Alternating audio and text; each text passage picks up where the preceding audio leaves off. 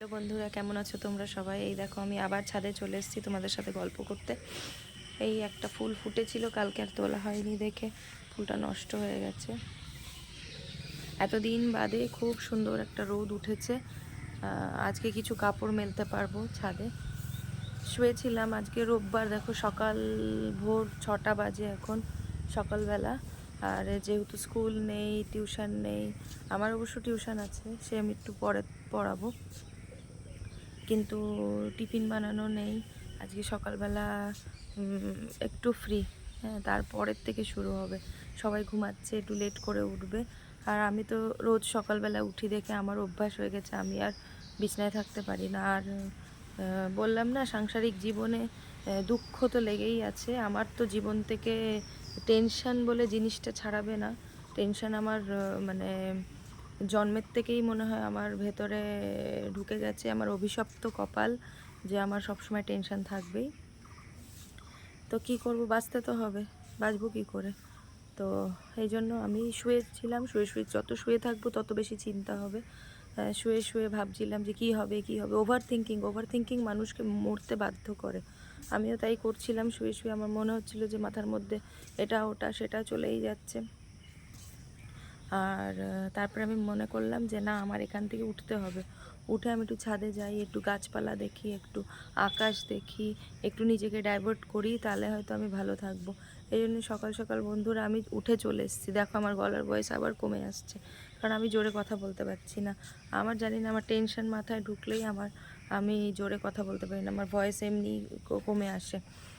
তো ভাবলাম তোমাদের সাথে একটু কথা বলি, একটু তোমাদের কাছে আসি। তোমাদের কাছে আসলে আমার একটু শান্তি লাগে, আমি একটু কথা বললে আমার একটু ভালো লাগে। দেখো একটা জিনিস দেখাচ্ছি, এই দেখো, এই দেখো, এই দেখো, এই দেখো, জল জল গাছে জল, সেটাই দেখানোর চেষ্টা করলাম যে জলটা কি সুন্দর এরকম বুঁদ মতন আছে। হাতে নিলাম, একটা ড্রপ হলো। ওরা মানে দেশের অবস্থাও যা দেখছি, চারিদিকে মিছিল ফিছিল, হ্যান ত্যান, শান্তি কোথাও নেই, কোথাও শান্তি নেই। মানুষ চায় শান্তিতে খাবো, ঘুরবো, ঘুমাবো, কাজ করব, কিন্তু দেখো শান্তি কোথাও পাবে না খুঁজে। কেন জানো তো, অতিরিক্ত আলট্রা মডার্ন হয়ে গেছে সব কিছু। আর স্মার্টফোন এসে সব কিছু, সবাই সব কিছু সময়ের আগে জেনে যাচ্ছে, বুঝে যাচ্ছে। এতে হয়তো একজন আরেকজনকে রেসপেক্ট দিতে ভুলে গেছে। সম্মান জিনিসটা মানুষকে ভুলে গেছে করতে। এখন সব কিছু অ্যাভেলেবেল, পয়সা আছে, লোকের ইনকাম বেড়ে গেছে, তারপরে হচ্ছে সব কিছুই যেন কেমন হয়ে গেছে। আগের মতন সুন্দর সাধারণ লাইফ, তারপরে হচ্ছে মানুষকে সম্মান দেওয়া, তারপরে শান্তিপূর্ণ বাতাবরণ, এইগুলো সব আস্তে আস্তে লুপ্ত হয়ে যাচ্ছে। হ্যাঁ, আমি বেশি ঝুট ঝামেলা ভালোবাসি না, কিন্তু আমার কপালেও আসে হচ্ছে সব এরকম এরকম জিনিস। সেই জন্য আর বিছানায় আর শুয়ে থাকতে পারলাম না। ভাবলাম যে একটু হাঁটি। হাঁটতে যাব কোথায়, এই কুকুরের যা উৎপাত শুরু হয়েছে। সকালবেলা একটু হাঁটতে যেতাম, সকালে এখন হাঁটা বন্ধ করে দিতে হয়েছে, কারণ এমন কুকুরের উৎপাত। সেদিন বেরিয়েছি, 3 থেকে 4টে কুকুর আমার পিছনে লেগেছে, আর সেই মানে এই কামড়ায় কি সেই কামড়ায়, এরকম একটা অবস্থা। এই জন্য আর তখন আর যেতে ভয় লাগে, এই না যাই না সকালবেলা। এই ছাদ, এত বড় একটা ছাদ আছে, এই ছাদের থেকেই হাঁটি আর কি। এই দেখো বন্ধুরা, একটা ফুল দেখাচ্ছি, খুব সুন্দর লাগছে দেখতে। দেখতে পাচ্ছ? দেখাতে পাচ্ছি? এই দেখো, এই এই ফুল, এই আকাশ, এই বাতাস, এই সুন্দর হাওয়া, এই আমার ভালো লাগে।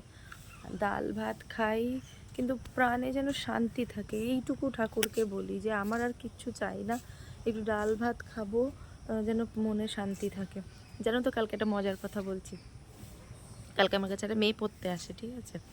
সেই মেয়েটা একটুও পড়া করেনি, আর কি করেছে, ফাঁকিবাজ নাম্বার 1। আর পড়তে পড়তে কি করেছে, মানে খাতাগুলোকে কুটি কুটি করে ছিঁড়ছে। যাই হোক, আমি ওর মাকে ডাকলাম, ওর মা নিতে এসেছিলো। তো আমি ওর মাকে বললাম যে এরকম এরকম করেছে, এরম করে, পড়া করে না একদম, রোজ পড়া দিই, পড়া করে না, তারপর হচ্ছে খাতাটাকে ছিঁড়ে দিয়েছে, এসব বলেছি। বলার পরে না, ওর মা তো খুব রেগে গেছে, বলছে যে বাবাকে যেয়ে বলবে। এইবারে মনে মনে ভাবছি বাবাকে যে যদি বলে, তারপরে যদি আমার কেমন ওভার থিঙ্কিং হয়, তাই বলছি তোমাদের, ওভার থিঙ্কিং, এটাকে বলে ওভার থিঙ্কিং। হ্যাঁ, যেটা কিন্তু একদম খুব খারাপ জিনিস। ভাবছি বাবাকে যেয়ে বলবে, বাবাকে বলার পরে যদি ওর বাবা খুব মারবে, ওর বাবা খুব রাগী, হ্যাঁ, বাবা মারবে। এই জামাটা কালকের থেকে মেলেছি, এখনও শুকায়নি। মারবে, তারপরে মারলে পরে যদি মেয়েটা কোনো রকম কিছু কিছু সুইসাইড বাগেরা অ্যাটেম্প করে, তখন কি হবে? তারপরে আবার ফোন লাগালাম ওর মাকে যে কিছু বলবেন না, মারবেন না, মারলে কিন্তু ভালো হবে না, ভালো হয় না বাচ্চাদের, এইসব বোঝালাম। তাহলে আমি ভাবো কতটা ওভার থিঙ্কিং করি। কোনো মাস্টার, কোনো ছাত্রর মাকে বললে এইরকম ওভার থিঙ্কিং করে, বলো? আমি এসব ওভার থিঙ্কিং খুব বেশি করি, যেটা খুবই খারাপ। আমার এটা ইমিডিয়েট বন্ধ করা উচিত, কারণ বয়সের সাথে সাথে নেবার ক্ষমতাটা কমে যায়, সেটা আমার মাথায় থাকে না। এই জিনিস যাদের হয় তাদের আমি বলি যে ওভার থিঙ্কিংটা বন্ধ করো। ওভার থিঙ্কিং মানেই হচ্ছে ডিপ্রেশনের একটা মেজর কারণ। থিঙ্কিং, একটু চিন্তা, অতিরিক্ত চিন্তা একটা জিনিস নিয়ে করা বন্ধ করতে হবে। কেমন করে বন্ধ করবে? ওই শুয়ে থাকলে বা বসে একটা জিনিস ভাবলে হবে না, ওখান থেকে উঠে আসতে হবে। উঠে এসে চলে যাও, ছাদে চলে যাও, বা হাঁটতে বেরিয়ে যাও, বা গাছপালা, গান বাজনা, আগেও বলেছি যে যেটাতে ভালো লাগে সেটা শুরু করে দাও করা, তাহলে দেখবে যে এই জিনিসটা কেটে গেছে। তাহলে বন্ধুরা, এই আমার লাইফ, এই আমার জীবন, এই আমার গল্প, কী আর বলবো। তোমরা একটু কমেন্ট করে বলো যে তোমাদের কী ভালো লাগে, কী শুনতে চাও আমার থেকে, তো আমি সেই রকমভাবে বলতে পারি। তো ভালো কথা বন্ধুরা, আমার একটা সাবস্ক্রাইবার আরও বেড়েছে। মোট আমার এখন 11টা সাবস্ক্রাইবার হয়ে গেছে। আর আমি তাতে খুব খুশি যে আমাকে কিছু লোক তো শুনছে।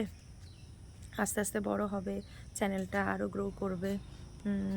তোমাদের সাপোর্ট, তোমাদের ভালোবাসা থাকলে আমি সব পারবো করতে। ঠিক আছে, এখন আসি, পরে আবার কথা হবে, বাই।